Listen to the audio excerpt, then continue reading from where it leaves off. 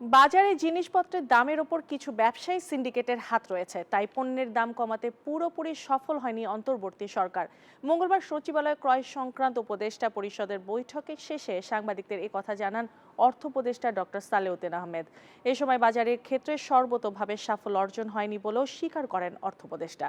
জানান আওয়ামী লীগের সময়ে বিদেশে পাচার হওয়া অর্থের কিছু টাকা ফেব্রুয়ারির মধ্যে ফিরে আসবে।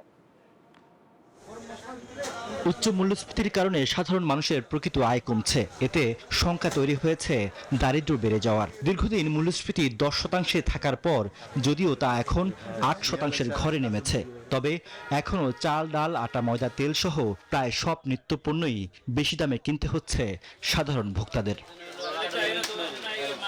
এমন বাস্তবতায় বাজারে চালের দাম নিয়ন্ত্রণে মিয়ানমার, থাইল্যান্ড এবং ভিয়েতনাম থেকে আতপ চাল আমদানির সিদ্ধান্ত নিয়েছে অন্তর্বর্তী সরকার। মঙ্গলবার সচিবালয়ে ক্রয় সংক্রান্ত উপদেষ্টা পরিষদের বৈঠকে এই সিদ্ধান্ত হয় বলে সাংবাদিকদের জানিয়েছেন অর্থ উপদেষ্টা। বান্ডেল থাকলে প্রতি সেনমানিতে টাকা বাঁচবে। বিকাশ সেনমানি বান্ডেল কিনে জিতুন প্রতি লেনদেনে। আমরা চাল আমদানির জন্য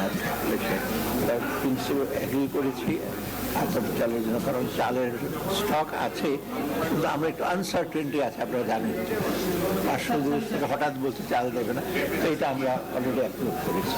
অর্থ উপদেষ্টা বলেন, নিত্যপণ্যের বাজার ঘিরে কিছু ব্যবসায়ী সিন্ডিকেটের হাত রয়েছে, যার কারণে জিনিসপত্রের দাম কমাতে পুরোপুরি সফল হয়নি অন্তর্বর্তী সরকার।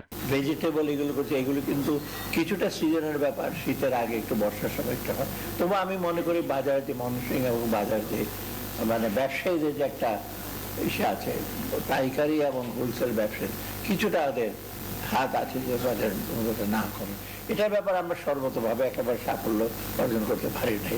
ডক্টর সালেউদ্দিন জানান, বিদেশে পাচার হওয়া অর্থের একটি অংশ আগামী ফেব্রুয়ারি মাসের মধ্যেই ফিরিয়ে আনা সম্ভব হবে। বাকি প্রক্রিয়া নির্বাচিত সরকার এসে এগিয়ে নেবে বলে আশা করেন অর্থ উপদেষ্টা। অনেক লিগ্যাল ফার্মের সাথে আলোচনা করা হচ্ছে, তারপর অনেক এজেন্সির সাথে আলোচনা অনেক দূর করে এগোচ্ছে, হয়তো ফেব্রুয়ারির মধ্যে কিছু হয়তো আসতে পারে। কিন্তু রিয়াদ সুমন, নিউজ 24, ঢাকা।